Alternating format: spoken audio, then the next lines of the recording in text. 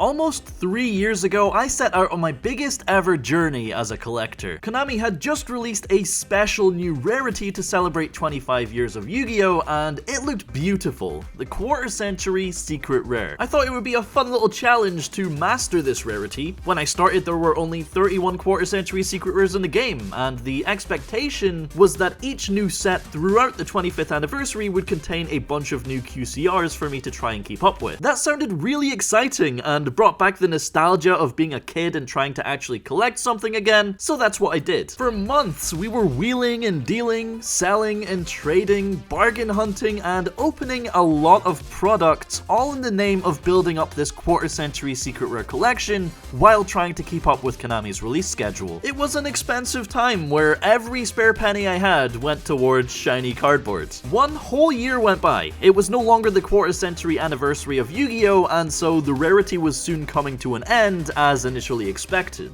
Right? Psych! Konami showed no signs of finishing up with the quarter century secret rare, but we were in too deep to just stop. At this point, I had like 80% of the rarity, so if I just hang in there, bankrupting myself month on month, it will eventually end and we can put the final pieces together. Another 6 months later, they smack us with Rarity Collection 3, a set of 281 quarter century secret rares. Then bam! Not even 6 months later again, they uppercut us with Rarity Collection 4, this time with 300 QCRs, and then the final set, Alliance Insight, being the cherry on top just a couple of weeks after that. In the end, Konami released 1,090 quarter century secret rares over the span of just over 2 years, with 60% of those QCRs being released in the final 6 months. It's been a much more expensive journey than I ever could have anticipated, but today, it finally comes to an end. So let's play the intro one last time. This is Yu-Gi-Oh's newest rarity, the quarter century secret rare, designed to celebrate the 25th anniversary of the game, and it looks incredible. What would look even more incredible though is a completed set of every single one. With hundreds of different quarter century rares being released throughout the year, the collector inside of me sees this as the perfect challenge, so we're going to attempt to collect every piece of this shiny puzzle one by one. Welcome to Treasure Hunters.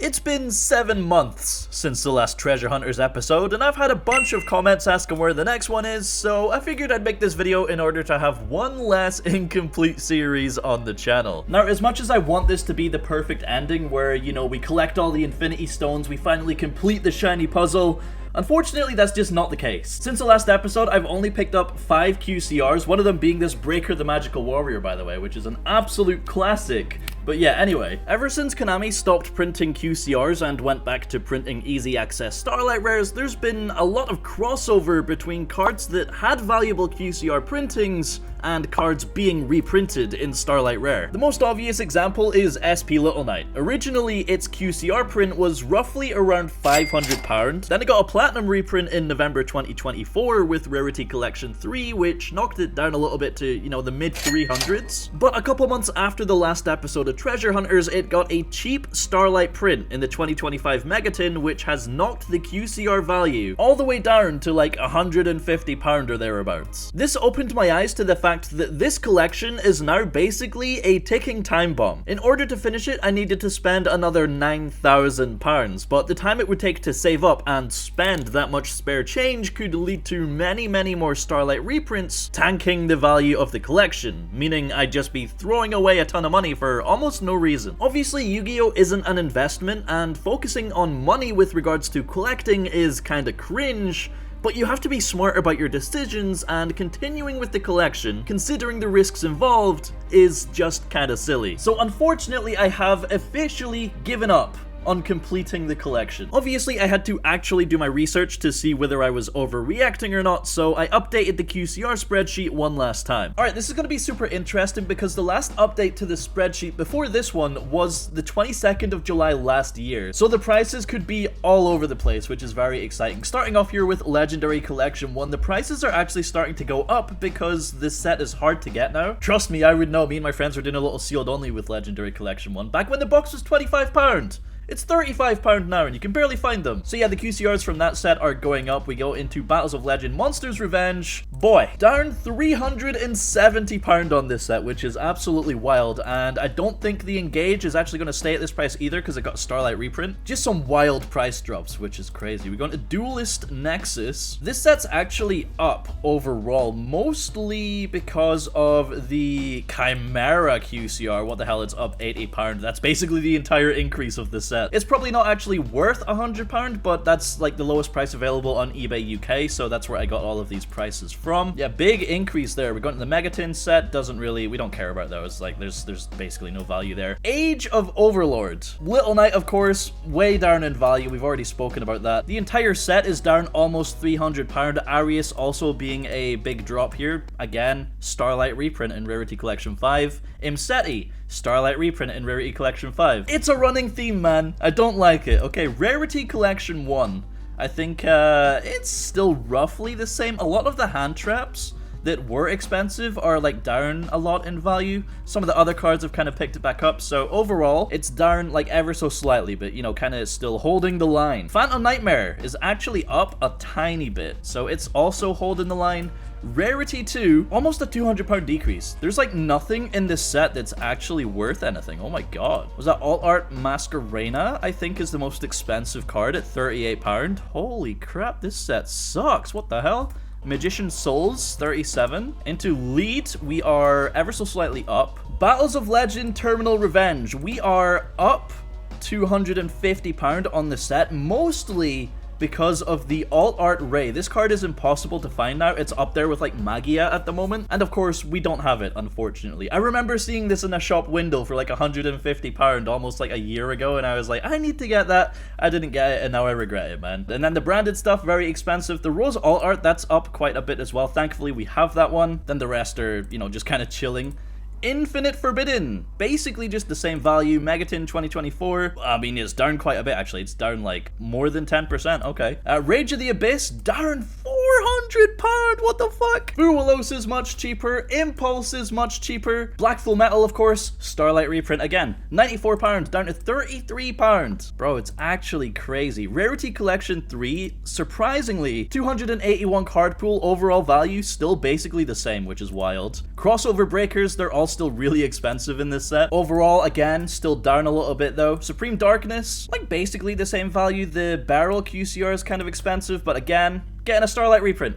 Getting a Starlight reprint in Rarity 5. So that's gonna go down for sure. Rarity Collection 4 is where things get a little bit crazy, because we're up £600 or £550 on the entire set. There's not even like one specific card that's been bought out here either. It's most QCRs in this set have actually gone up in value outside of like a specific few. So Rarity 4 is kind of like saving the rarity overall, man. Alliance Insight, kind of almost the exact same value actually. And then Miscellaneous. Overall, in the grand scheme of things, the quarter century secret rare rarity has dropped not even that much, honestly, like £200 if you add every single one together. The annoying part is that our collection has dropped £800, while the cards that we don't have increased by £600. And that's mostly just because of the Alt Art Ray and some of the branded QCRs. So the current state of the rarity, honestly, it's not the worst thing in the world, but we've seen some of the impacts that the Starlight reprints had, and I'm not about to sit through and tank some more of those hits, man. Absolutely not. So here we have a final look at how far we got with our QCR collection. I have reorganized the binder by card type to make it more visually appealing, starting off with the normal monsters. Look at that, man. Isn't it just beautiful, all the blue eyes and the dark magicians? We also had to get the Exodia set together, of course. Don't mind the Petite Moth, he's just vibing. But yeah, honestly, just one of the most insane collection binders I've ever had, and honestly probably ever will have, because I don't see myself doing something like this ever again. So we gotta just cherish the moment, you know, enjoy all this shiny cardboard. Honestly, there's probably a few here that I do want to keep. Any collection pieces that I do want myself, I typically frame and have them on display, and I'm trying to think of what would be a good way to commemorate what we did with this series. Currently, I'm leaning towards keeping the 4 different copies of Magicians of Bonds and Unity, but I don't I don't know if I like it that much enough to keep them, you know? Maybe I just keep the nostalgic classics like the original art Red Eyes, Dark Magician, and Blue Eyes, because they go alongside I have the Japanese Ghost Rare of those cards, so they can go alongside those, and then maybe even just the Exodia Starlight set as well to have on display. That's probably what tickles my pickle. I don't know, I need to think about it a little bit more. So I guess my question to you would be, what card or cards would you keep on display or, you know, in your personal collection out of the entire QCR rarity? I'm not really like a max rarity whore or anything like that. Like, just secret rare Ash Blossoms and things like that are good enough for me, so I don't really care about QCR staples.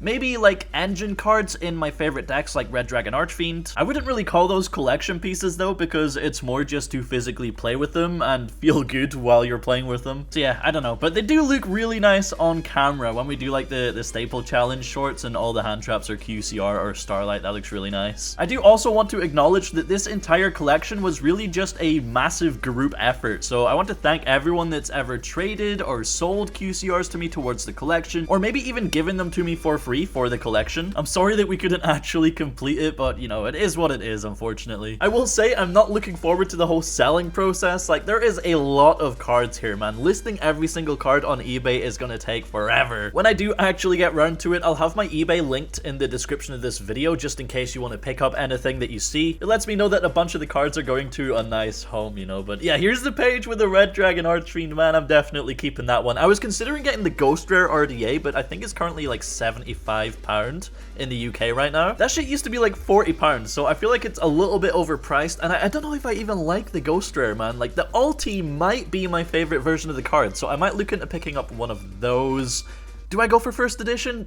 Dude, I don't know. It depends on the price. Anyway, 46 straight pages of QCRs coming to an end here. In the big binder as well. This was an expensive binder, man. I don't know what I'm going to do with it after this. But that's it. That's the collection. It's now time to dismantle the collection and start selling everything off. In the end, we managed to collect 750 different quarter-century secret rares out of 1090. And while we didn't actually complete our goal, I don't think it was a waste of time or money either. This challenge did what I wanted it to do, and that was to make me excited about collecting something again, while also giving me the sickest binder collection that I've ever owned. Although they do say history always repeats itself, and you know, we just got an even sicker rarity released in the TCG. Can you imagine a binder full of every Yu-Gi-Oh! Extended art in maximum rarity? Yo, Treasure Hunters Season 2, what do we think?